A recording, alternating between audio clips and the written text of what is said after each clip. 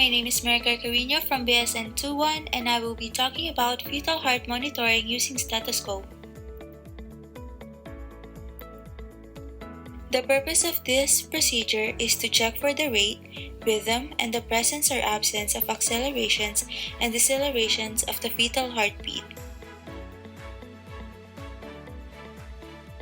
To begin with the procedure, identify the correct patient, introduce yourself and state the purpose of the intervention, and then proceed with hand washing. Expose the part to be examined, keeping a cover on the other parts to ensure privacy. Perform the second maneuver of the Leopold's maneuver, which is umbilical grip, in order to locate the back of the fetus. Place the diaphragm of the stethoscope onto the client's abdomen where the fetal back is located. Count the number of heartbeats in 1 whole minute.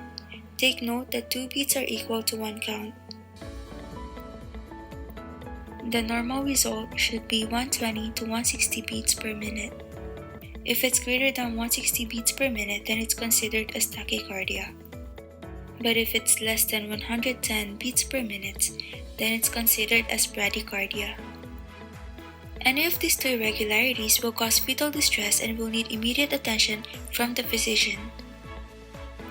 Assist client to get out from the bed and keep all materials used. Do hand washing after the procedure. Record your findings on the client's record. Refer your client to the appropriate professional.